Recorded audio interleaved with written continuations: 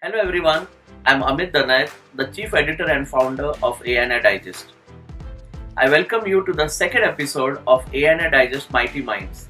The first episode was on the topic Cinema and Design, and this episode is the second part of the same topic, Cinema and Design Part 2. In the early episode, you all heard the views and thoughts of a brilliant group of architects and interior designers.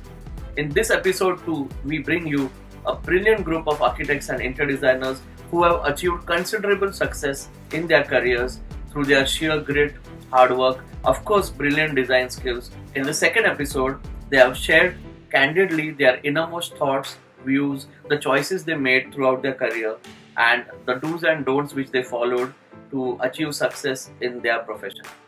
We have with us architects Purva Shinde Singh, Ashish Kulkarni, Suhanilal Sangra, Prasad Shrimani, Kumar Mangwani, Amit Gadgir, Vibhuti Fotedar, and Sheena Sabarwal. We also have with us interior designers Mayuri Bopatkar Bhake and Ashwini Shrimani, and landscape designer Gaurav Bhake. I hope you enjoy this episode. Good evening, everyone. Thank you so much for accepting my invitation to be part of the ANA Digest Mighty Minds. Let's begin the evening with Suhani. Suhani, in the world of cinema, actors like Nawazuddin Siddiqui, Nasruddin Shah, they are known as method actors, and many are not. Does something like this exist in architecture and interior design? Yes, definitely. We do have the Siddiquis of architecture and design. Basically, people create a niche for themselves, a signature, a recognizable style. So many times you see someone's work and you know who's done it. And they also become popular by that style. I think it's great if you create that niche and people go to you because you are a certain type of designer and make certain kind of work happen. It's possible that someone decides, to use no marble in their project and they get accepted that way. So, what a Salman or a Shah Rukh can do, a Siddiqui cannot do. So, similarly, we have that niche in architects as well. What's your inclination? I want to go the no marble way. That's why I took that example. Okay. Same question goes to Gaurav. Yeah, 100%. I mean, why shouldn't people have a certain style? That is another question. I mean, that is something we should explore. I mean, yeah, we should have styles which define, but it should be controlled, I guess. That's a little bit of a tightrope walk, I guess. Okay. Sheena? Yeah, I feel design is very personal. So everybody has their own input when it's come to design and everything. But technically, it's almost similar.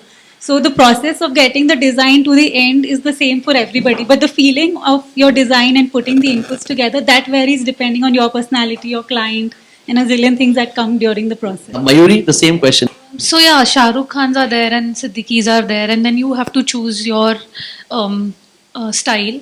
But yeah, if given a choice, I would love to be a Siddiqui because Shah Rukh Khan is there, but then Siddiqui has his own style and he has his own language, which I think will work well in the design fraternity or the design language that we are talking about. Amit? I feel Shah Rukh has his own method, Siddiqui has his own method. So it's a way of looking at it. It's different methods for everybody.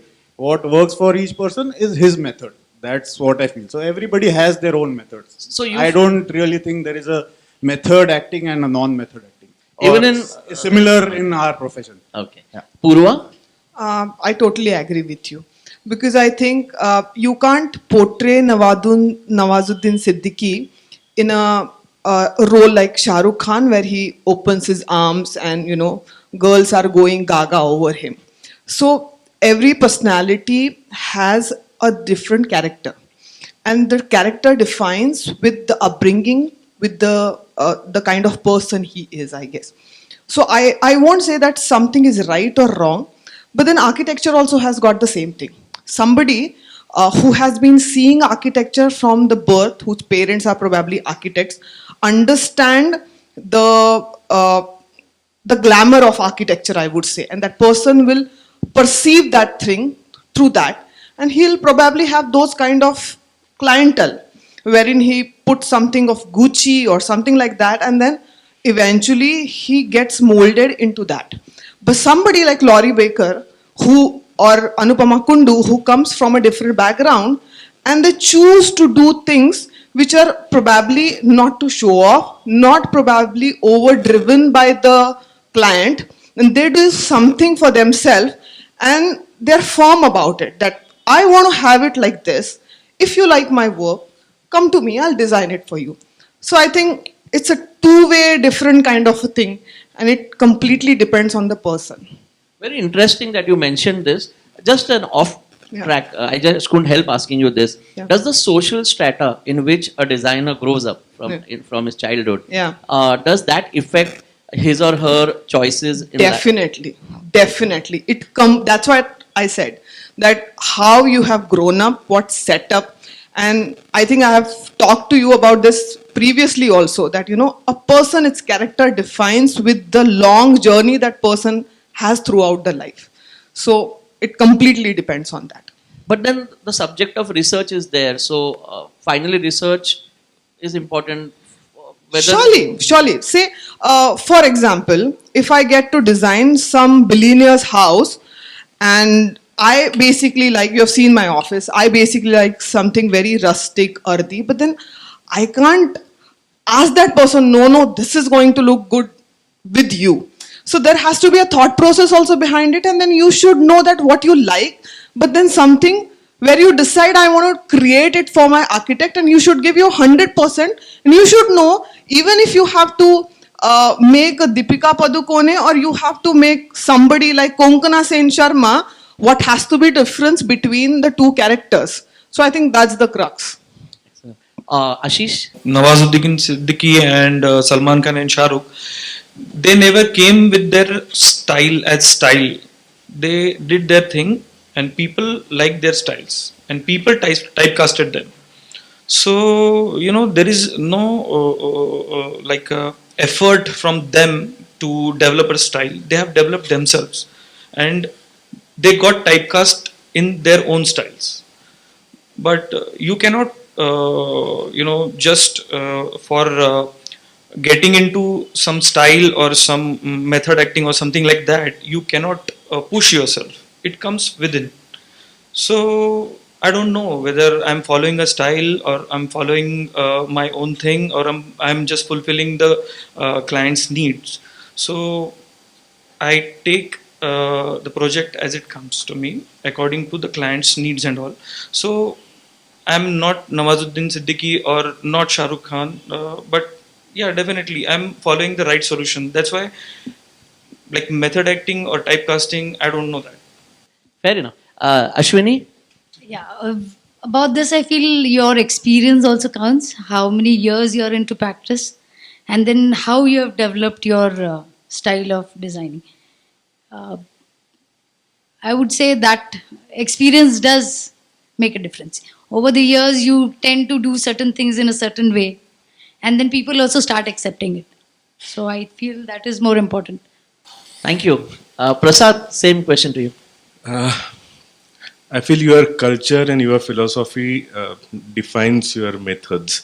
I mean, as your philosophy is, you start developing your methods accordingly, and then you develop your own likes and dislikes, and then that becomes your method at the end of the day. I'm sure everybody has some method. I mean, you can't name a method. I mean, probably in movies it's a little different, but when it comes to architecture and design, yes, you start introspecting, you start thinking how do you want to take it forward, and then certain details, certain design, certain philosophy, you continue. I mean, she said no marble. Maybe one of them is this, and if somebody sees a house with a marble, I'm sure she's not done it. So yes, but for me, it's philosophy and it's your culture and upbringing that defines your method. Okay. Kumar, It's I mean all depends on your level of involvement in your project. I mean as an architect, but yeah, so it depends on the client. I mean whether he gives you the liberty to get involved in that kind of way. I mean you want to put something. Let's say if you talk about materials, if you want to put something which is a non-standard material, let's say for flooring. So I mean you have to do that kind of extra research to understand what is that material and whether you can use it. So if you talk about material in that sense, then yeah, you have to really get into that process of understanding more research about the material, and then if everything goes right, yeah, you can use it. Same question, Vibhuti. Yeah, for me, if I can take names, so probably Manish Bankar and Shirish Berry. They are the Nawazuddins and Nasiruddins of our field. The kind of time they spend for each project before coming and deriving a solution. That is exactly what Nawazuddin would do before coming up with a character for a role. So for me, yeah, they do exist. And then there are people also who work time bound. Like to a project, they'll give 2 days or 3 days. And whatever best solution they come up with in those 3 days, that is what they present to the clients. And both work equally fine for them. Yeah. Okay. Whom are you awestruck by? Any particular architect whom you are awestruck by? So there are many. There are many. Legoretta, for that matter. Very simple, clean lines. The simplicity that is there in his design. People like that. Yeah. Have you met any architect whom you were starstruck with? Manish Bankar, yes. So that was your moment. Yeah. Okay. Mayuri, same Yeah, question. so I was just thinking about this because I'm a big Shah Rukh Khan fan, and I keep talking to Gaurav about his movies or things like that. And last week we were discussing this, that whenever Shah Rukh is portraying something like a character in a movie, it's always Shah Rukh is portraying that character. It's not that character most of the times, except say Chak De or Swadesh and things like movies like that. But there are a lot of architects who have been doing multiple projects, and still you know who that architect is or that interior designer is, because they have that one signature style or that material that they are using maybe. And then Siddiquis are designers who try different styles, and you can't identify that who's done this. And two projects are like completely different because they want to try out different things, different materials maybe, and design styles. Excellent. Yeah. Gaurav, film directors and actors often in their interviews mention that after completing a very important, challenging, intense film, especially when they give 200% involvement in that film, they, after the completion of the film, they feel empty inside. Does this happen with you, that after completion of a very important project, for which pushed you to your creative limits, it was a multi-layered project, complex project, which is near to your heart? After completion of that, do you feel a bit empty inside? Do you miss the site visits? Do you miss the process of that project? Yeah, definitely. It's bittersweet. I mean, you're very happy and satisfied that the project is done the way you've thought about it. But at the same time, like you mentioned, that is it. You can't go inside the premises anymore. The place where you spent 2 years, 3 years, your whole body, mind, soul, sweat, blood, everything. But then you can't even go there without permission, which is sad. So yeah, I mean, it is bittersweet. So. But does it really happen that without permission you can't enter, other than if it's NASA or NIA or some? Well, people are weird. I mean, you can't go to their own homes or organizations like TCS. You can't really go there. This exactly happened with us. So we had done when I was working with somebody, we had done a corporate interiors, and we, after handover, after a few days, we went there for a photo shoot.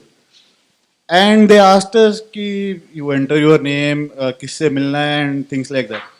And my colleague was there, and he kept telling the security, ये हमने किया है, ये हमने किया है. We want to go in. And he was extreme. I could kind of connect to what was happening inside his mind and heart, because we've been spending so much of time, so much of involvement, relations build up, and there's a lot of interactions happening, and it feels nice when a project is done nicely, and it somehow feels that it's your thing, and to give it away to somebody, it pains sometimes, but when you get good recognition, when you get good feedback for the same side, it feels nice. So I think, like he said, the word is apt. It's a bittersweet moment for each side.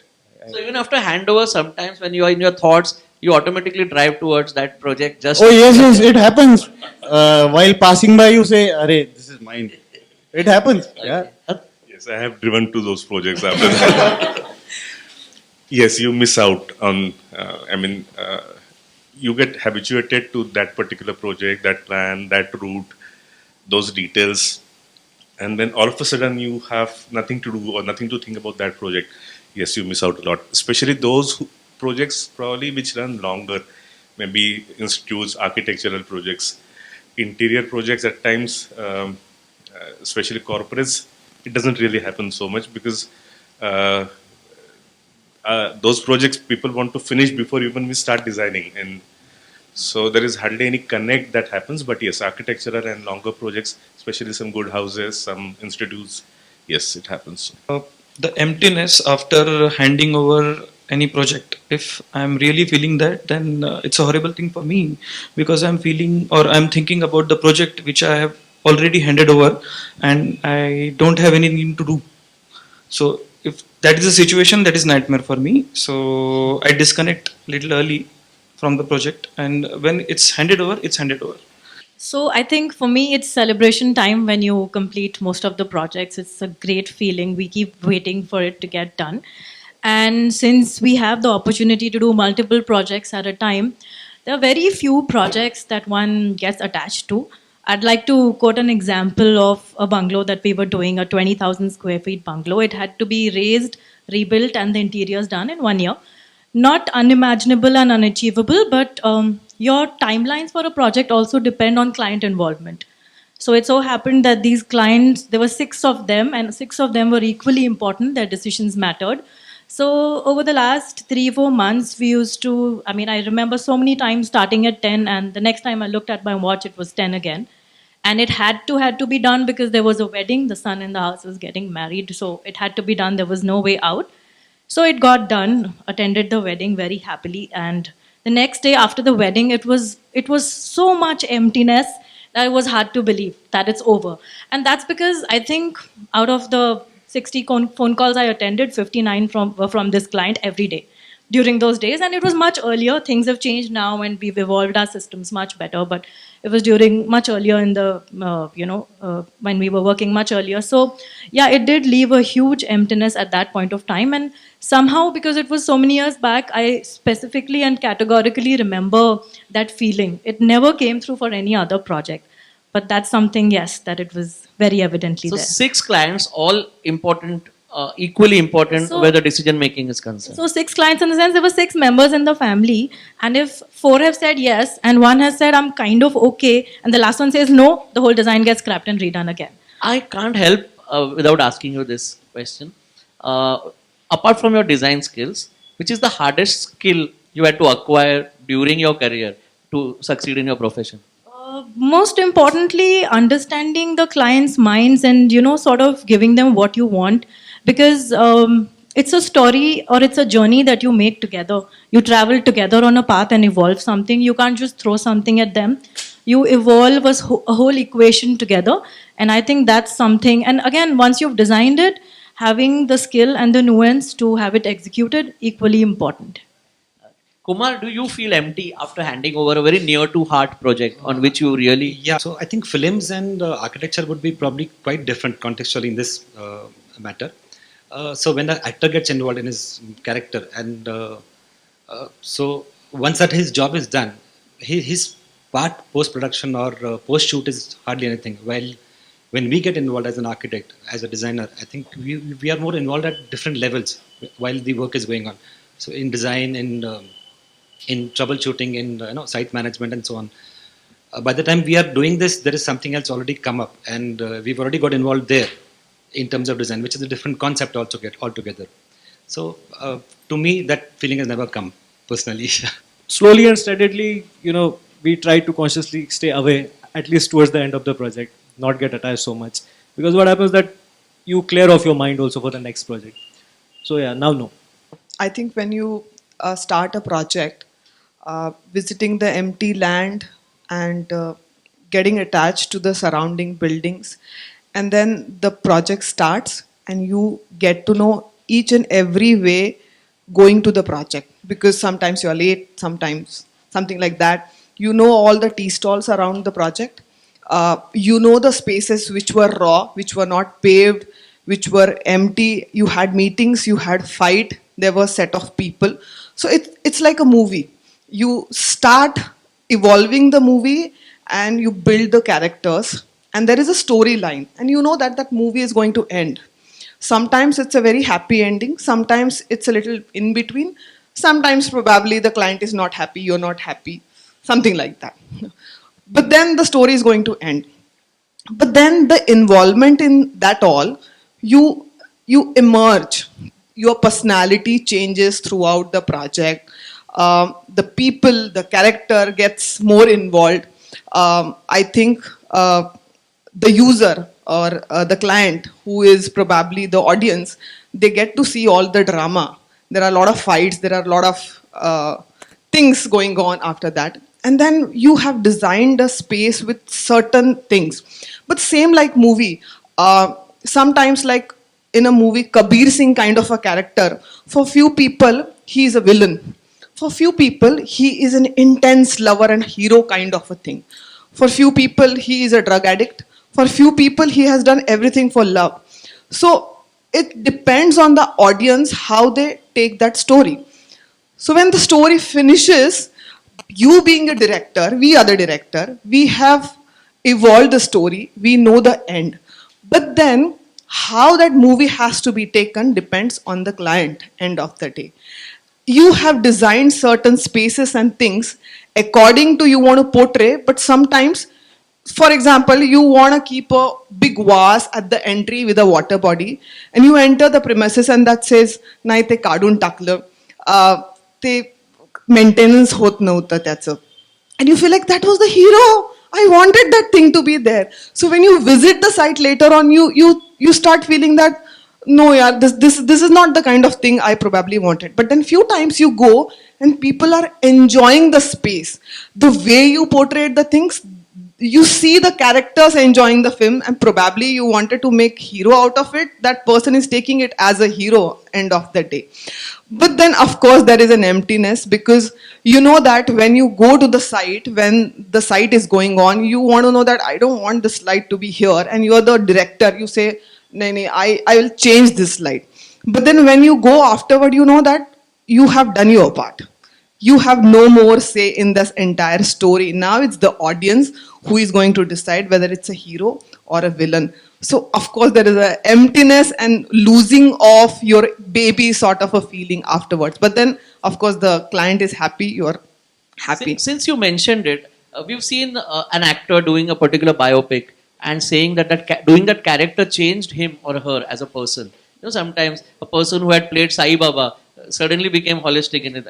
So has doing any project changed you as a person? Maybe the influence of the client's thoughts or the sheer research of that project, or has it changed you or had a profound effect on your mind? Yes, definitely. I think every project has something to learn from. See, because end of the day, I'm probably not talking about a very personalized space like a home or something like that. People have different thought processes for that. But when you do a public building kind sort of a place, you have certain thought process in your mind. But then when the person who is operating it or the person who is running it, he has a completely different directional thing about it, which you probably never thought of.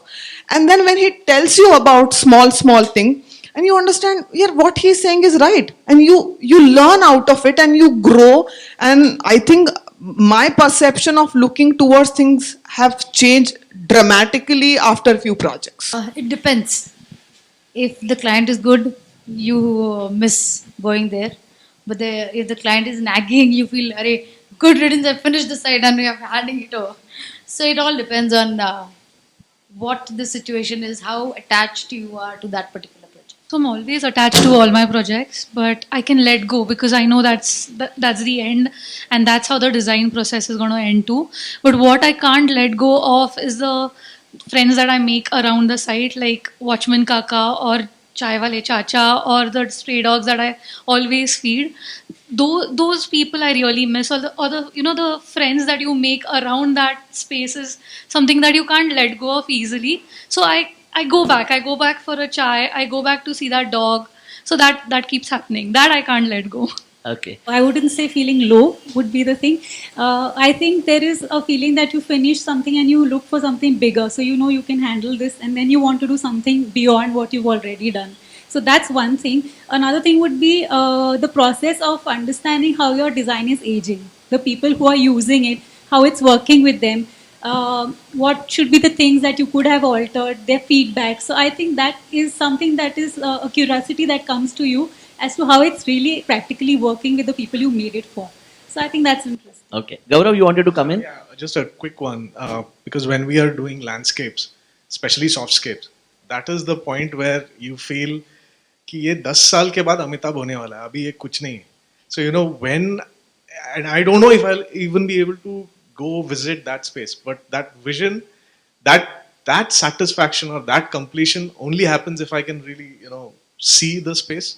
But it's the movie still going on. That's the thing for softscape especially. Excellent. So we go to Ashish now. Ashish, film actors and directors are often known to be very grumpy at work. They have their pet peeves. So what makes you, angers you or irritates you the most at work? Sometimes in the meeting, when somebody is talking tangentially, totally opposite what I'm presenting about, then I get a little grumpy, but they might not know that. But otherwise, I'm okay. Okay. Suhani? So I think we put a lot of effort into design and detailing and making sure the drawings are perfect. And it makes me extremely grumpy if someone calls to ask if there's a certain dimension missing. One is that it's something wrong at our end if there's a dimension asked for.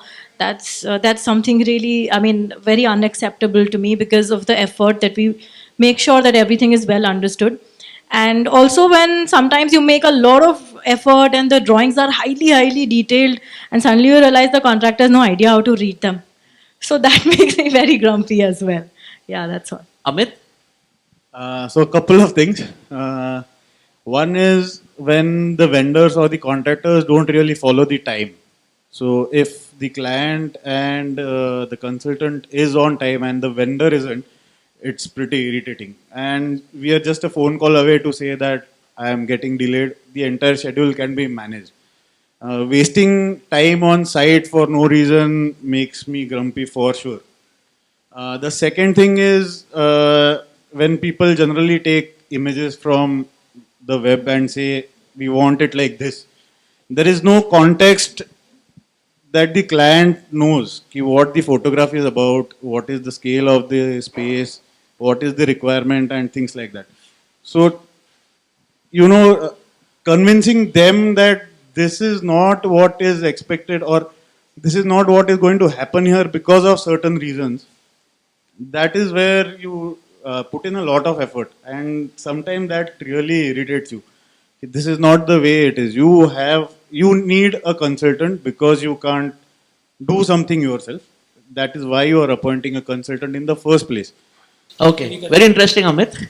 We go to Kumar. The same question. Yeah, I think like what Amit said, it's the respect for time.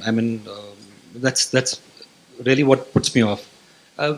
So especially when you're doing works in tier 3 cities where the sense of time, the sense of keeping schedules is not really there. That becomes very irritating at times. It's not only the agencies; it's also the clients at times who don't come in time. And like what you rightly said is, it's a matter of phone call. When let's reschedule to this time, which doesn't happen. That is what puts off. Apart from this, in architecture, like especially when you're doing buildings, where you have to give your drawings to submissions to corporation, you're expecting certain timelines. You put in your heart and soul to into the design, and then the drawings go to the corporation level where it can take its own time. You expect 2 months, 3 months, it should be out from there. Building permission, it can take number of months. So that's where you lose your enthusiasm. Absolutely. Purva? I think architecture and getting into the practice has made my patience level high as Himalayas, because most of the time the things you get around is that you being an architect, you have certain things you are very sure about, but then people don't get it. And nowadays, as everybody said, that Google or Pinterest has become so easily available. they're like they want to cast Aishwarya Rai in their film, but then they have budget of the duplicate, but they still want Aishwarya Rai in their film, and it's so difficult to make them understand. इतने पैसे में इतना ही मिलेगा. You just cannot make them understand. Plus the kind of different things they have, and they want to merge it together and come out of something, a different kind of a solution. It becomes like a peacock wherein you have all the different things and people don't understand. And definitely timelines and coming back and forth, you take 4 hours in a day, you sit, you decide everything, and you again come back the second day. No, we were thinking, we just went home and then we thought that it can be done like this and that. So I think that really irritates you a lot. Vibhuti? I think all these things what they have mentioned, and for me, what tops the chart is a client asking for options just for the sake of it. एक और option बना दो. Yeah, definitely. How do you manage your anger?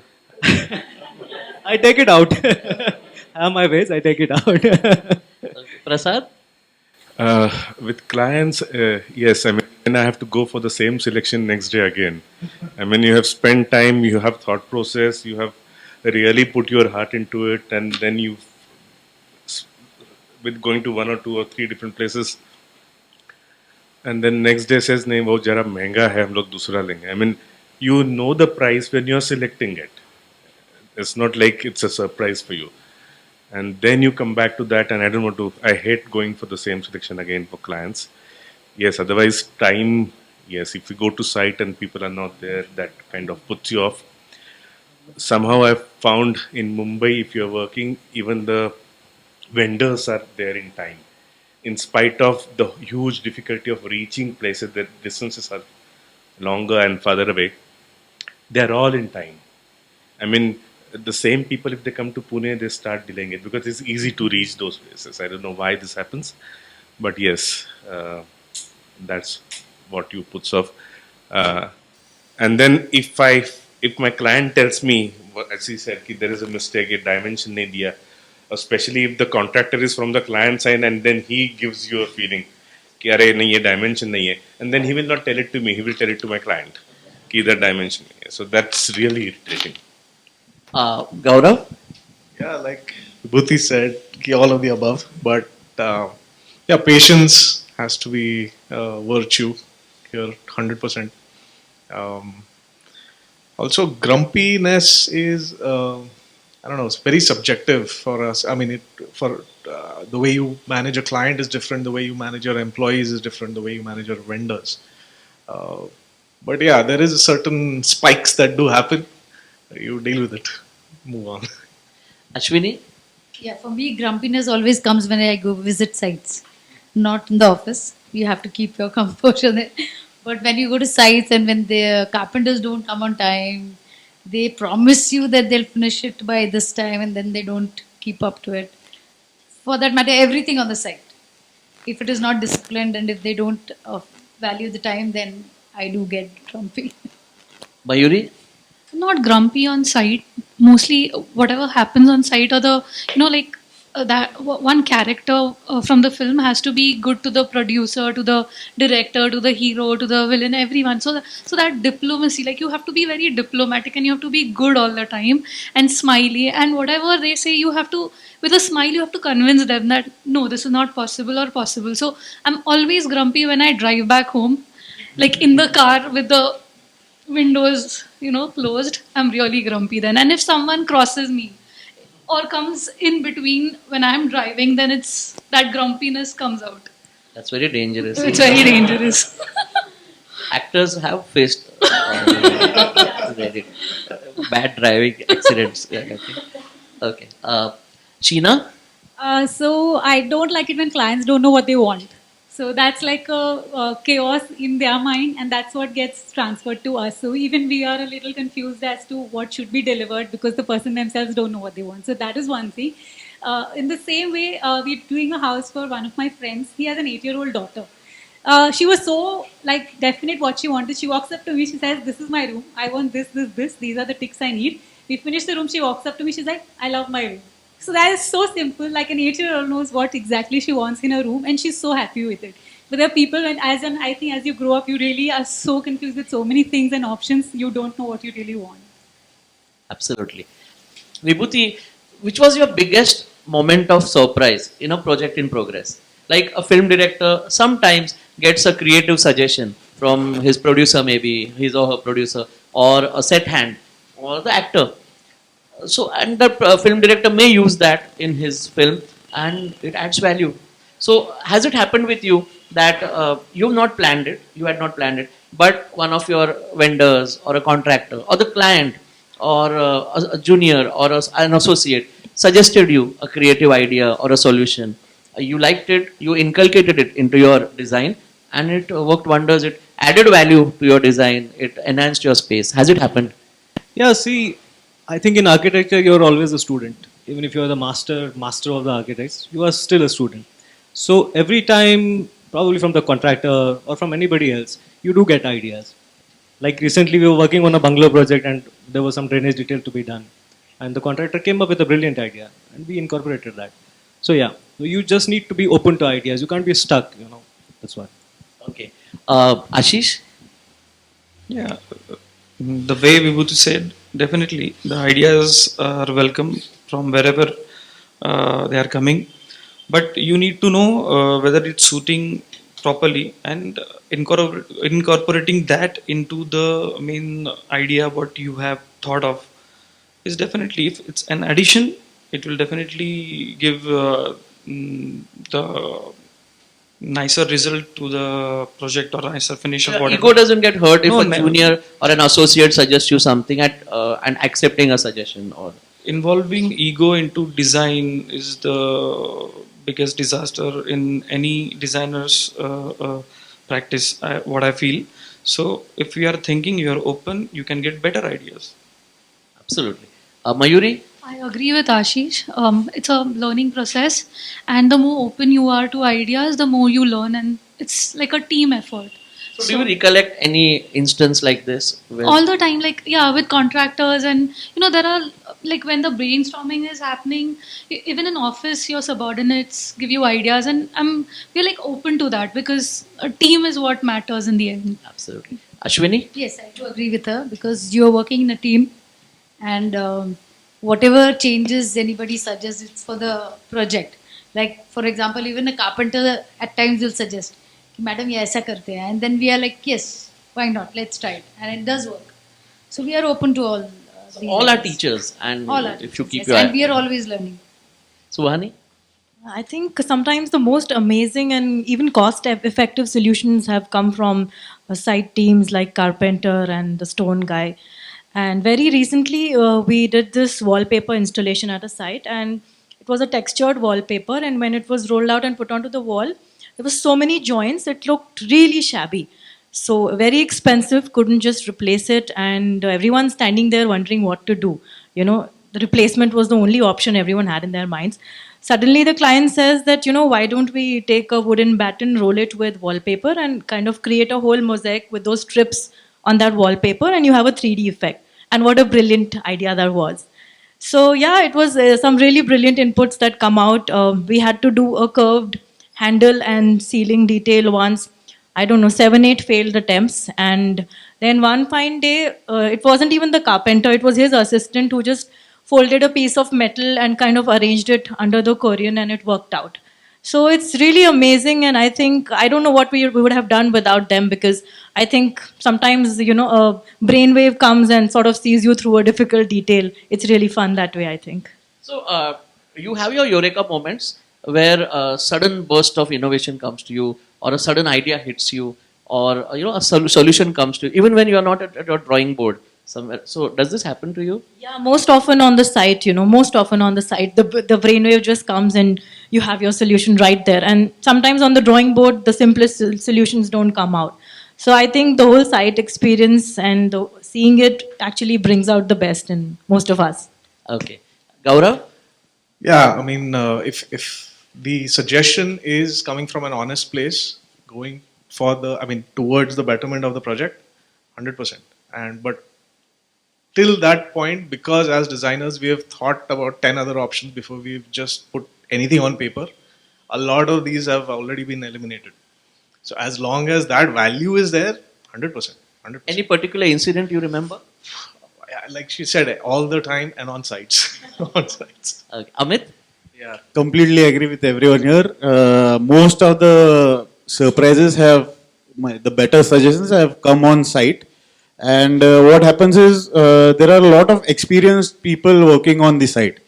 So with experience, definitely, there are a lot of options that can be put forth for the same idea. And what you choose the best is where as a designer you might go ahead. So a lot of suggestions come. It's not that every time you pick them up, but a lot of times it has happened that it is for the betterment of everyone, the designer, the client, the vendor, everybody. So it happens. It definitely happens. Any particular example? Not really. It happens all the time. So there are no big surprises or big moments where somebody has given a really brilliant idea, but small inputs have kind of made a particular space or a particular detail much more valuable than what it was thought initially about. So, actors sometimes, or even film directors add nuances to the character as the film shoot progresses. So there is a basic script and everything, but then certain times they observe some mannerisms and they keep adding to the film over the period of 3 months, 4 months. So in design, do you personally, Amit, you design everything to the T, 100% everything and then stick to it? Or you also organically add to your project as it goes on? So basically we are majorly into residential interiors. So what happens is there are a lot of times when the frame skeleton is on the site, and that is when the client realizes ki, oh, this is how it is going to look. We need to change it a bit. So we are always open to the idea of making some small changes. There are times when we have to tell the client ki this can't happen because of other reasons, the cost involved, the time involved, and we just say ki technically it is not possible. Sometimes they get convinced, sometimes they really push us ki you please change it. Then you have to really evaluate on the spot that does it really make sense changing at the last moment. But yes, it is a evolving process all the time. Prasad? Yes, ideas do come from wherever they have to. There was this girl in our office and she was kind of, I mean, they were really tired and I was about to tell her, ki now you have to leave. There is no, value addition to work or whatever. And the same time we were doing a small cafe. It was tight on budgets and this man had some fabrication material left there and we were working on design of ceiling. And she said, why don't we do it in these corrugated sheets? I mean, I picked up that line, we developed it, but that started looking so beautiful. I mean, at no cost because he had his material lying with him. And it still looks one of the best ceilings probably we have done by now. Yes. Awesome. Sheena? I feel that we somewhere in design get caught up with our own thoughts all the time. So we sometimes hand over the work to a new or a junior person who's come to the office. So to see as to what they are thinking, what are the new processes in their mind, what are they, where are they heading to. So we like those inputs sometimes and we purposely involve them in that process so that we also learn something new from them as to, where is the balance happening for them. So that is interesting. And on site, I think these small things always come. It's never a major design evolving thing. But these small fixes always are helping inside. Purva? Yeah, I think the more suggestion I get is by myself whenever I visit the sites more and more after that. Because I work in architecture more. So when you start with the site and when you look at the surroundings and probably the inward looking your own space only. But the more you go on the site and probably you go higher and then certain things you realize that this vista or this view is good, or there are some trees out here or there is some water body out there, and if I just tilt the window a little bit here I might get a better view, I might get a better window in that case. So I think you as a designer also start learning and giving more ideas to yourself. the more you visit the sites. And then definitely when people are working on the site, like for example, I'm doing a project in Goa, and the project is on a slope, and the more higher we were going, and then we were doing the slabs, and we got to know that you see this, and then one day I went to the site, and there was this guy who was doing this slab shuttering on top of it. And then I was just roaming around. He told me that ma'am, ऊपर से view sea का दिखता है. I was wondering, really? I never thought that I can actually see the sea from that height because it's far. But then because of the proximity and the height of that project, and I went up with him, and I had a brilliant idea that why don't I make a sitting kind of a cabana kind of a space on top of that water tank after that. And I think it came from the site, from a layman who had no idea. He just spoke to me that, you know, you can see nariyal ka ped dikhta hai and sea dikhta hai. So I think there are a lot of things you probably can grab from people, even though they don't think that they're giving you ideas, but you pick up those small things. But at the same time, lot of time, you know, people have certain ideas about something, and they think that you, like for example, there is a room on top of it, and you know that some views are there on the side, but then you can't just simply make the entire room glazed, because you have to balance the room, otherwise it becomes too much light, and then you probably will not be able to enjoy the space. So you should know that even if the client says मुझे glass का box चाहिए, but you should know that end of the day when you're going to have a glass box, sometimes at night you're going to switch on the light and somebody from the far also can see you. So I think it depends that how much you want to take as an idea and where you want to stop them and tell them, no, this cannot be worked out. Kumar? Yeah, so I think I agree with what she said. I think site is a better learning field. I mean, between the drawing board and the site, there's a big gap at times. And you do get ideas at sites, and we are open to these ideas. And sometimes the ideas really click. I mean, when you start a design process, it actually starts with number of ideas, and then start slowly narrowing it down to into a more linear pattern where you know, you're trying to get things into what the client's requirements are.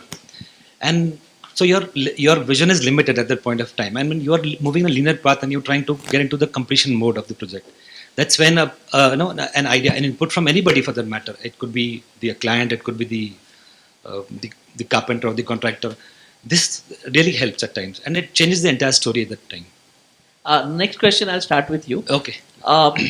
Kumar, many a times an actor, after portraying numerous roles, numerous types of roles, sometimes generally dreams about doing a particular role which he or she has not done before. Maybe a biopic or some kind of a different genre of a film. So, what kind of project you are yearning to do, which you never done before? So it's probably not the kind of project. It would be any project where the client can give us the liberty of using our full creative potential. It could be anything. I mean, so what I can think of right now is we've done a couple of buildings like institutions and school buildings, commercial buildings, where given a chance, I would like to go back and redo those things, same things again, from a different perspective, from a more matured approach at this point of time. So instead of yearning for a particular genre of project or a type of project, you feel you should get a client who gives you total freedom. Yes, no, but of course. But my question was, which you never done before. So you never had a client before. Yeah, okay. So I mean, yeah, I would dream of doing a skyscraper. To think differently, I would think of doing maybe a very different building, like a prison house or a jail. I mean, so this is totally off, but so this is where, I mean, architecture is not seen in a prison house, where I mean, it's meant for humans, but there's no empathy in the design. That's where I would like to get involved in. It's an amazing thought, right? Yeah. Do it differently. It just came off. Okay, Ashwini. Yeah, just recently with all the environmental stuff happening, we are looking at developing something where we can do mud house, cob house, or we are working on that at the moment, and that's really interesting. So right now we are in that process. Sounds very promising. Suhani? I think I'd love to do molded concrete structures. I haven't had the opportunity to do that. Advanced parametric brick detailing is something I would really, really like to do. cast in situ furniture, and having huge art installations in building facades. I have had been proposing those things, but we're waiting for the opportunity to happen. And museums is something I've been very keen to design, something that speaks of a story and something that evolves from something that has happened. So a design and story mixed together is something I yearn for. I wish you get all your wishes complete in the coming year on Thank all 6 you. counts. Thank of you your- so much. That's it. Gaurav? Yes, a narrative, a good narrative is what I yearn for. A good story, any project, a good narrative. That has to be the key, the main thing driving the whole design. And like he said, that is few and far apart. But a good, solid, a strong narrative is something that So I you've want. not experienced it before? As you want? Yes, not as I would, be able to, design for it. Prasad? I haven't done a restaurant as yet, so desperate to do a restaurant. As in people, I don't want to die without doing a restaurant. So yes, and secondly, I want to work in Goa. She's taking all the work there. So anyway, restaurant is what I really want to do. And if you get a restaurant in Goa, you're both your... Nothing like it. Dono ek saath. Ashish? Actually, we are fortunate enough to do many projects in Goa as well. So Goa is no more holiday destination for her. I don't miss or I don't have any regret or any projects I'm dreaming of like to get. But definitely, I would like to do the obnoxious public buildings are made in the city area where public toilets are cropping up anywhere. It's without any planning or anything. I don't know how to do that, to design that, and to whom to approach, because it's horrible to see that they're cropping up anywhere. So if we are getting that kind of project, or we are able to add up to that thing, so that will be great. So I'm hoping to get those projects. In films, there is a censor board. Don't you think something like a censor board should exist in architecture where they actually regulate these? See, the regulatory bodies are regulating the people who are approaching them, but I don't think they are following the laws what they are setting for others. The buildings which they are designing and implementing directly are the most horrible buildings you can see, and it's making the city ugly every year. Mayuri? So after 2020, I think a very happy place like a experience center, which might be a children's museum combined with a chocolate factory, something like that. Something that is very colorful and happy. A nice space Wow. like that. Vibhuti? Yeah, an educational institute is my dream. I want to design one full of young energy, colors, vibrant. In particular, after visiting IIM, this is from where the thought came. So yeah. Okay. Amit? Okay, everybody is being very noble here, but I am being very materialistic, selfish, and frank. I want to do a nice villa in Goa or any seaside, and I am putting it on camera. I don't expect any fees, but I expect a spare key.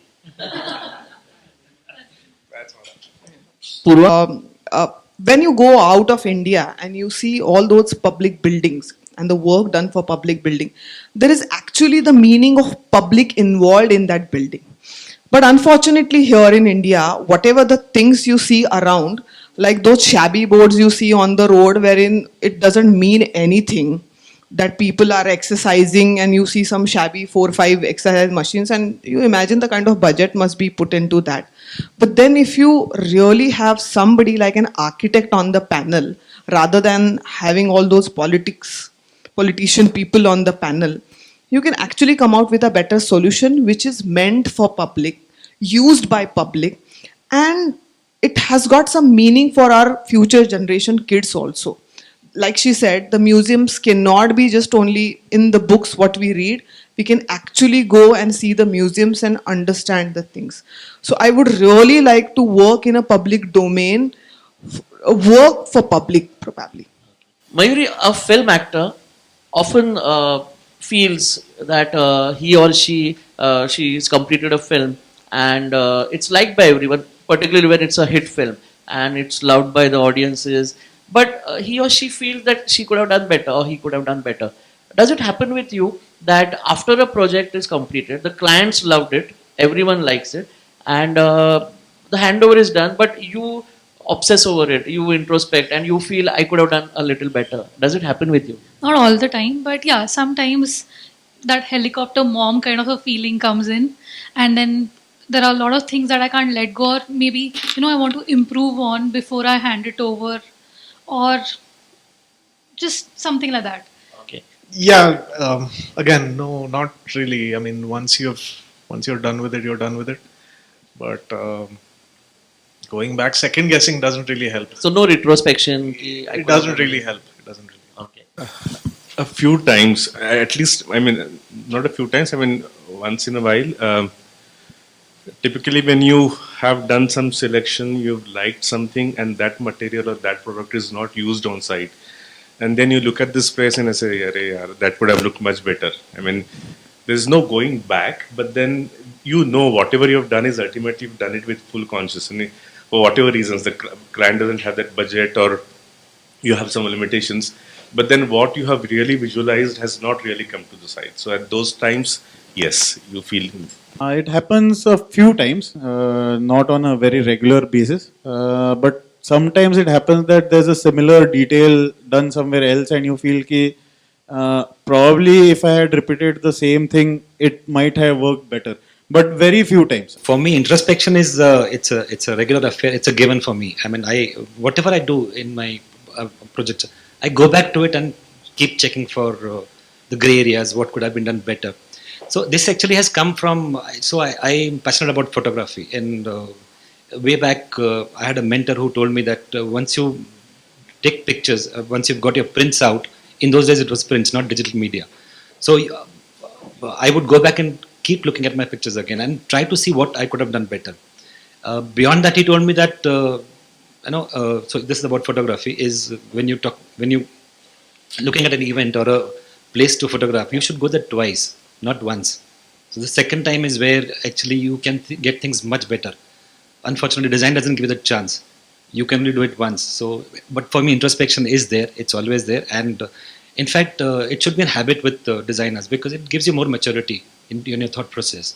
In the future work, at least you can. Definitely, it helps. Yeah, for me, I think I always like to introspect whatever's been done, look back at designs to see if they could have done better. And however, many times it happens that you put a lot of effort into a certain detail and everything is worked out, marked, and finally when it's executed, a small, 2 feet pipe is showing somewhere and you're not all right with it. So the solution is very simple. You just have to break it and do the joinery again. But suddenly the client comes and says that, I'm okay with it. It doesn't matter to me. So these kind of things really pinch because everything is in place. The detail is in place and, it's an eyesore. Nobody ever noticed it but you. But yeah, it really pinches.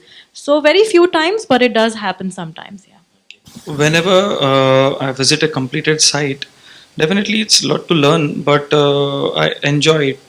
I try to enjoy it. Whatever is done for that particular site in that particular time frame is done. So what you can improve is better for your next project. That's it. Yeah, I think everybody has the same feeling that whenever you make something, you know that you have done your best, but then when you next time you visit the site, something, that line is missing, nobody will even notice it, but then you feel it that way. Sometimes just the joint of the tile, you feel that, yeah, it would have done it this way. So small things. But then I think overall, when you visit the site more and more often, that all thing you have already eliminated and you look for the best of the things what you have done. Yeah, I think every architect knows his mistakes from the previous project. So we try to not repeat them for the next project and make new ones rather. I'll take a different take on this. At times you do a house, you finish the work, it's more than 5-6 years, and then you visit the client again, and then you see some details which you have done, and then you realize, oh, I could. That what I did was good. Probably after seeing it after 5 years, you say, oh, how could I think of this? And I've done a good job with that. That does happen. Purva, the next question goes to you. See, many actors or film directors, they have an X factor or a secret sauce or a secret weapon which makes their projects, their films popular. For example, Salman Khan has his punchlines which make audiences crazy, or Amir Khan's selection of topics, socially relevant subjects for his films, or Sanjay Leela Bansali's sets or music or costumes. So, what's your trick? What makes your projects likable to your clients? As you said, even architecture has got these kind of characters. Few people, they'll just walk in and they'll have their aura, they'll not talk much, and then people think, oh, bahut bada architect hai, and they'll just follow whatever he says then after that. There are few people, they portray they are, very nice kind of people, and then still they get the work done with their nice talks. I think I'm more straightforward kind of a person. Straightforward, but in a little diplomatic way, I would say. Whenever some project comes to me, for example, for it's a Marwadi client, I know that I have to say Jai Shri Krishna, and I know that there has to be a temple in the house, which is very important. I know the vegetarian food is going to be served. I know that there are going to be a lot of wedding. So I try to, get into the things and then make the client feel that I am part of it, I understand the things basically, and then they start feeling that, yeah, she understands it completely. But at the same time, when there is somebody from north and who knows that, my bar counter has to be big and there has to be a party and also I always say that, yeah, I'm Purva Singh, not Purva Shinde in that time. And then I try to get into that, and then I try to, say all those things wherein they understand she is our architect and she understands our lifestyle much better than after that. Same trick we follow, because and basically I would like to add to her that the sellability and what she is want to sell to the client, she knows that, so I follow her. So for us, it is like getting into the client's mind, understanding where they're coming from, trying to put their input into the design, where it is fair for both of us, where it works for us as well as them. That's one thing. Another is being honest about your opinion of what the client wants particularly, and if it's looking good or not looking good, and trying to keep it simple and transparent, basically. Okay. Swani, we want a new trick, because one trick you shared with us in the first round itself about the method acting question. So you told how you understand the psychology of your clients. So we want to hear another aspect of your brilliant skills. It's mostly that, and making them feel very comfortable with you. So it would be relationship building, just that you're not, just understanding that it's not just professional and you genuinely care for their project is a very important feeling. So basically it's trust. You may have the best of designs and you may do award-winning work, but if your client can't trust you, or rather you can't sell it to your client, then it has no meaning, right? So I think building trust and making them feel that you're important to them and you're genuinely wanting to do good for them, I think that's what What's your works. process? How do you win their trust? How do you make them comfortable? And how do you sell? So sometimes I tell them that, if you can't trust me in 3 meetings, I don't think this is going ahead any further. But having said that, I think it's about understanding where they're coming from by asking a lot of questions, understanding their lifestyles, understanding what runs in their mind. And that's usually with questioning and about them and their lifestyles, because over the next couple of months, especially when you're doing homes, you're going to be involved with them in every little thing and detail about their lives. So might as well get it out in the first 1 or 2 So you're meetings. a good listener. You ask all the right questions and then you listen. I would like to say I now am. It's an evolved and acquired skill, but now yes, I am. I think primarily it's your level of involvement, and I've answered this before actually. That it's your level of involvement which actually makes you tick. So to me, that's one particular quality. But then that's what you're supposed to do, right? Get involved in your projects. That's a done thing which is expected from you. So anything, any X factor over and above this which has made you successful. Kumar, you are a great success, and all of you all who are sitting here. So So it's not just single trick. It's actually multiple tricks. I mean, it's a design presentation, which is a given actually, which everybody knows that's there. But I think to me, it's the involvement level, my level of involvement with the client, I mean, close I can be with him, with his understanding, and like Purva said, that you have to understand the client, and that's where you can actually get yourself moving. So your involvement is at a what it's makes at a your higher projects level, like. and it becomes irritating at times. I mean, Okay. Ashwini? Yeah, it's a bit of everything everyone has said. Involvement and everything. Like, it depends. And basically being honest, being yourself. Prasad? I keep things simple. I mean, whatever I feel about that particular project, that particular place or design or detail, I kind of come to that and try and explain what I feel and why to my client. And keeping it simple, keeping it straightforward actually takes the whole process ahead. I think that's what I feel. Vibhuti? Yeah, I think what you say, client की नब्ज पहचानने की बात है. And afterwards, once you have the project, then it is mostly in-time delivery of your drawings and designs. And what is really important is to stick to the budget. That is what has worked for us till now. Mayuri? So yeah, actually everyone's, the same thing, involvement and understanding the client, the comfort level has to be achieved, and everything, all the points that everyone said, actually all of the above. Okay. Gaurav? Yes, all of the above by default. But yeah, being client centric, understanding the requirements is one. But what one tries to do is walk through the spaces and understand and gain a perspective something which you would enjoy as a space, or experiential spaces. What would I like?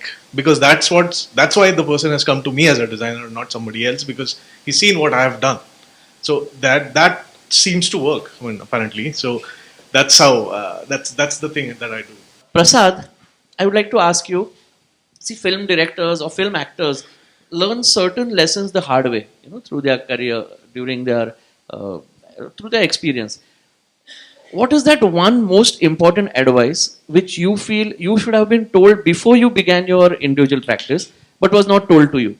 Or in other words, which is the one important lesson which you learned the hard way through your experience during your career?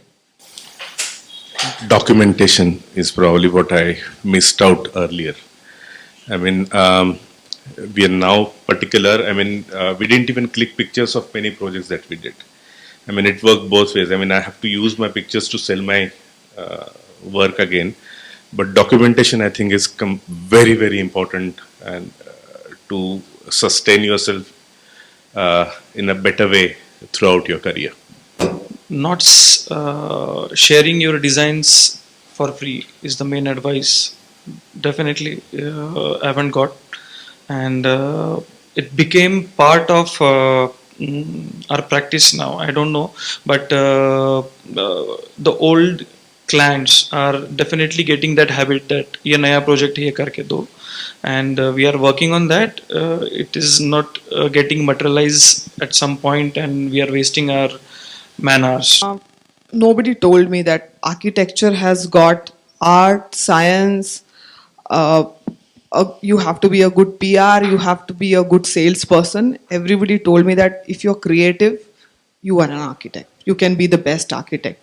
But I think my take after starting the practice, I think even though you are good, you're creative, you can make a good product. First, you should know how to sell it. You have to be really good in it. There are a lot of people who are very creative, but they don't get the project because they cannot sell it. They can't lie. They are probably very straightforward. Probably they are very clean cut about their things. You have to be diplomatic about it. Secondly, I think knowing the right channel. So you need to know even how to handle your staff also, to keep them also. So there is a lot of HR management also in it. Then, of course, having accounting of everything. So you probably need to be a CA, understand all the taxation and everything like that. So, Many advices which you felt you should have got. yes. Amit? Okay, so I have mentioned this before. There are two answers to this question. So part one is advice that I got, but I never took. The other part is the advice that I didn't get. So part one, a cousin of mine was already an architect when I was into architecture, and he kept telling me that right from your second year, try to work somewhere part time. But I always kept pushing that, saying कि second year नहीं, third year में करते, fourth year में करते. And I think if I had done that, I would have been a better designer or consultant, I don't know. But I think it would have helped me if I had taken that advice. The advice that I didn't get was after 5 years of architecture, I somehow decided that I do not want to do a PG. Nobody came and asked me why you do not want to do a PG. Why don't you give a try? Everybody as in my family, my friends said, okay, that's a good decision, start working. Okay, thank you, Amit. Suhani? So again, not having any business background or anybody from this field into my family, I did learn a lot of lessons the hard way. The most important being that there is no sorry. You can't be sorry about something. You need to show up, you need to be out there, and you need to sort that thing out. So never saying sorry and finding a solution for everything is what you need to decide from the very beginning. And like most of us said, that documentation. So besides documentation, there are a lot of things that keep changing, and so many things go down verbally, which can really, really backfire. So even if it's the smallest of decision, like blue turns to green, or there's a small shifting. Today, I would proudly say I've incorporated that into our work schedule, and even if it's not on paper, it's on a WhatsApp, it's somewhere written down, and that saved us from so many situations. So I think every small decision or thought process needs to be documented. When you mentioned documentation, you meant the documentation of your work for dissemination or promotional purpose, or the documentation between a client and you to agree on terms? Initially, yes, for keeping record of what we have done, maybe pictures, maybe this, and also keep making minutes of meeting, telling people, because you नहीं हमने तो बोला था वो तो हो जाएगा, मतलब there are many gray areas. That's what she meant. So that just made me ask this. I got the same. Yeah. I would like to add that. See, basically, in our office, we are so focused on presentation for pitching the project. We definitely lose on documenting the project after its completion. So we are learning it, but definitely we are more focused about the next work. That is the main thing that's happening. Okay. Mayuri? So I feel like in architecture, interior design, you're taught about texture, color, designing, working drawing, joinery, everything. But that one thing you're not taught about is finances. Like how do you plan the project, and how do you, like small things like GST, VAT, all that, we have no idea. You have to jump into it and learn the hard way. So you seriously feel this should be included in the It should seriously be included in the curriculum. Yeah. Okay, very interesting. Gaurav? Yes, Prasad, you want to come in? I mean, yes, for design, architecture, and interiors, we are taught the profession, we are never taught the business. And this is what is business. I mean, documentation, finances, all this is part of business. So probably, or you have to have somebody, I mean, my partner has to be a business consultant, a business manager or a MBA who can manage business and can manage design. Or you should know everything, which is probably a little difficult. Very interesting and important observation. Yeah, The business of design, that has to be a thing, but more coming out of a college work. Just go out and work, really. Do not get exploited. Value your work. For how long? That depends on you. That depends really. You no have thumb to rule. give. No thumb rule, as such. Not really. Not to me at least. It's because it's a continuous improvement or continuous education that you're giving yourself. What happens in the real world? What is it that you would get? before you jump into a practice and then end up with all this. Given that this is the setup of the curriculum right now, where we don't have the liberty or advantage of business of design. Sheena? I think that for us, for me particularly, I have nobody from this background. So the time that we were selecting to do our own professional practice and be independent with it, we didn't know it would be very difficult compared to a 9 to 5 job. Even in architecture, if you're doing a job, you have the liberty of taking off whenever you feel like. But when you are in your own practice, you feel that you can do that, but it never happens. It's like a never-ending circle. You're like, after this, you'll do that. But again, then something else happens and it really doesn't go that way. Vibhuti? Yeah, I think diversification, when I say that, it's not that you open a kirana shop along with your architecture practice, but in the sense you should have a bouquet of clients. For us personally, one day we were doing hundreds and acres of land for one particular client, and the next day there was an ED raid and everything went for a toss. So you always should have option B, option C, option D. So a diverse portfolio. Not a plan B as per the profession, but then in that case, then your attention gets diverted. It should be something related to architecture, various kind of fields in architecture. That's okay. did you ever feel like quitting, frustrated, lost patience, and you thought I should just give this up and start something else? Especially that 200 that acres ka project ke baad, after the ED. Yeah, patience. I have been losing patience, but I never thought to quit. No. Once in it, you are there. Yeah. Okay. Yeah. Ashwini, there is this big brouhaha in Bollywood regarding nepotism. It's a very trending debate. So, do you think architects or interior designers who have antecedent, or a mother or a father who's an architect, established architect or an interior designer, they have an advantage? They get a pole position early on in their career, or they're privileged in some way, or it doesn't really matter according to you, and it's the same. To a certain extent, it does matter.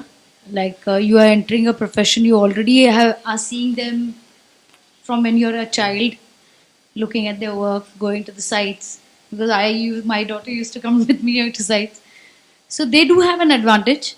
They know what goes around, and they get offered big projects. I feel that is the only advantage. Early on. Because they already have. See, if I have to start my own business, I have to look for clients. At least develop a clientele. Because most of the works come through word of mouth. She's done my work, you please ask her. So that advantage they definitely have. But then how to take it ahead is up to them. Taking it ahead also, they have an advantage since they have guidance at home. To a certain about extent, the ropes. yes. Definitely, yes. Okay. They do have. So you feel So they can pitch for a bigger project. I feel that is because most of the project they say you need to have done so many square foot of job. If you have done 5 lakh square foot of job, only then you can enter the competition. So on their CV, they can piggyback on their father's or mother's projects, yes, and they can put it as a CV. Yes. So which is impressive Which- from yes, day one. Probably which at least they can pitch for the project. Certain places we can't even pitch for the project because we don't have that experience. Okay. Kumar? I think what Ashwini said is right. You have an advantage, but it may not be a privilege. Probably they are two different things altogether. Advantage because you're getting to learn early things. I mean, it's like simply putting a carpenter's son when he goes to his father's sites with where he's seeing pieces of wood and chisel around him. He's got the liberty to pick up a piece of wood and play with it and just create whatever he wants to do. The creativity is there. It's in all of us. It's just that you need the right kind of tools. So, yeah, I think it's a definitely an advantage to be in that way. But beyond the initial advantage for the startup, I think it's up to you. It's your own skill set which will actually take you up the ladder. So early on you feel there's an advantage, and then For once Yeah, I the think early when stages you are on over- your own. You have to be with your own skill set. But you believe you agree with Ashwini that there is an advantage. There is an advantage. Yes, I do. Purva? Yeah, I think it's same like films because we are talking about films. So a newcomer actor who comes in the film industry, he or she has to struggle. But a person like Alia Bhatt, when her first film comes in, it's never a struggle. It's always a launch. So you launch the kid. So I think it's the same kind of a thing with the architect parents, kids, I guess, because they don't have to go into the basics. They don't have to look for a small job like doing one drawing hall or a small job like doing a courtyard, probably. They get the things from the very first day, they get the scale, they enjoy the scale, they have that kind of a supporting staff for it also. So even if their thought process has not grown that much, but then there have lot of senior people in the office or the parents who can look for it, and then you get to do that. But that's initially. After that, when they actually enter into this, there is always a comparison with the parents. So the sad thing is that they always get compared with the parents. It's a double-edged sword. Yes, definitely. Oh, look at her parents. They were so good in it. He has established so well.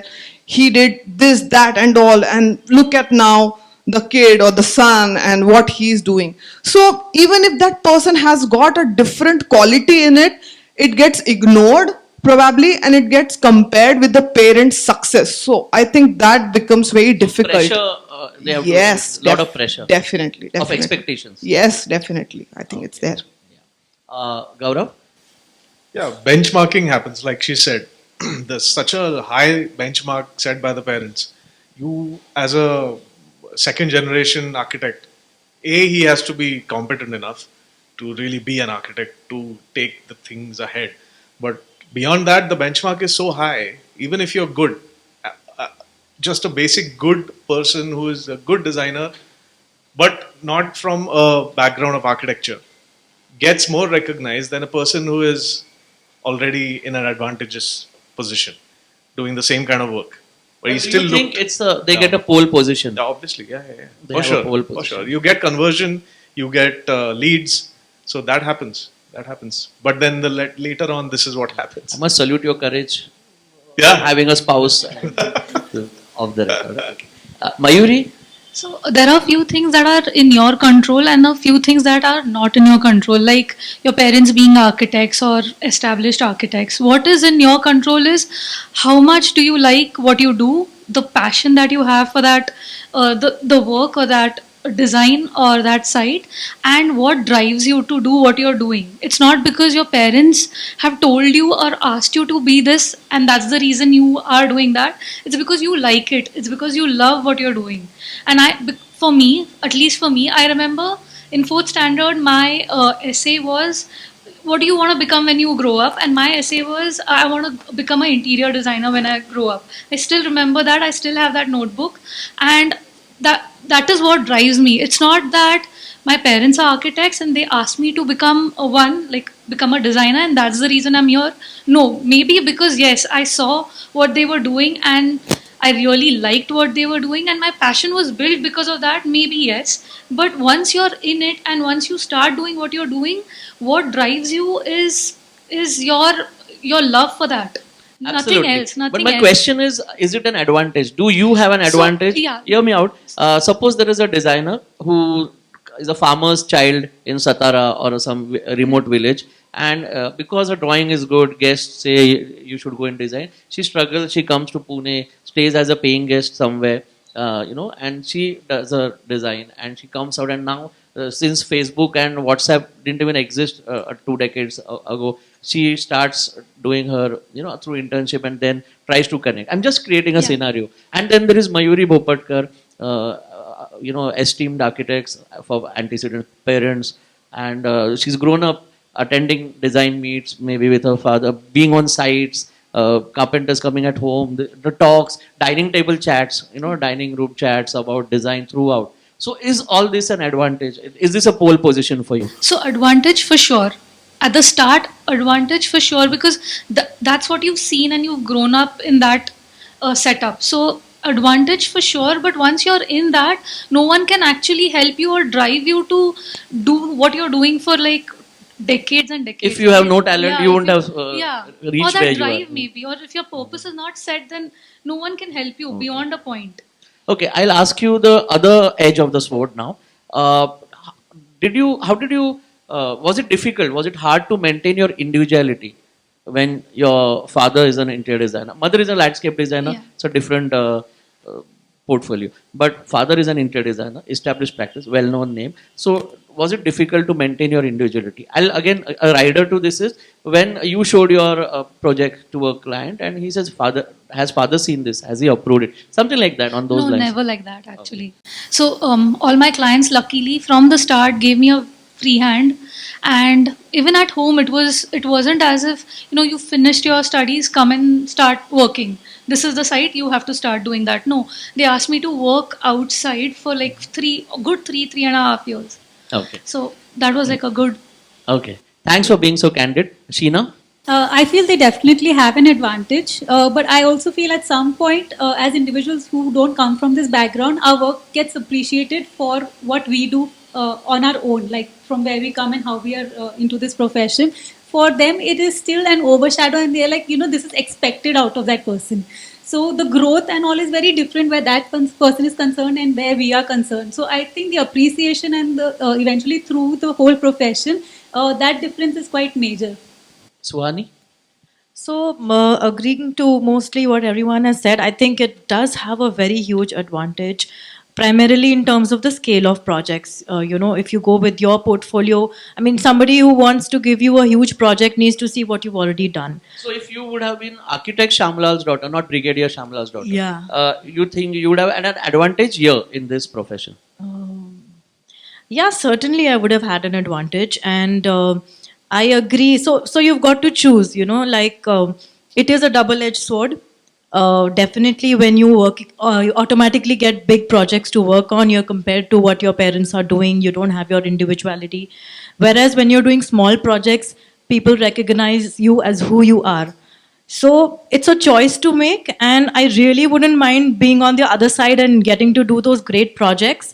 And I feel sooner or later, if you're good, you get recognized for what you do. And either ways, there are a lot of expectations from everyone. Whether you have an architect parent or not, you ultimately have to prove your worth. Because it's not like people are asking you to do a favor or they'll accept it if it's not right. You have to show up, you have to do it, no matter who's there on your side. So yes, but in terms of pitching and getting the right kind of projects earlier on in your life, I think it's really helpful. Okay. Vibhuti? Yeah, definitely the advantage is there. It's like that story of Abhimanyu getting to know about getting into Chakravyuh in a mother's womb. So when there's an environment of design in your house, you do get to know the skills better than the other person. So yeah. Ashish? Kids of architects or any actor can get a pole position, but that pole position comes with a lot of comparison and responsibility. So on other hand, their own original ideas are also can be mistaken for their guidance, from their parents and all. So, and it's only one platform and one chance what they get, I guess. And after that, they need to perform. Okay. Amit? So I would like to compare it with a coin. It has got a head side and it has got a tail side. The head side is definitely that it is easier for them to set up probably, not really, or they have been through the designer circles, the lingo is known to them, the good vendors or good contractors are known to them, so probably it is easier to set up. But the tail side is definitely that they'll have to prove themselves or they'll be typecast. Prasad? When there are star kids who have not performed, there are newcomers who have performed well. So also in probably this field, I mean, if you take advantage of the edge that you have, you will succeed. If you don't, you will probably go very bad in your business. I mean, because you're compared. So that's about it. So you think it's a double-edged sword? Yes, not it's a clear certainly. advantage. It's absolutely not a clear advantage. It can go either Double-edged sword. ways. It starts off well, but then you have to prove yourself as So a you as I consolidated said. her point that after this thing. Thank you so much for doing this, coming forward, sharing your strengths and weaknesses also candidly. This was not about your glorification. We didn't speak about how fantastic designers you all are, but thank you so much for doing this and being on A&A Digest Mighty Minds. Thank you. Let me clap for you all. Thank you. Thank you so much.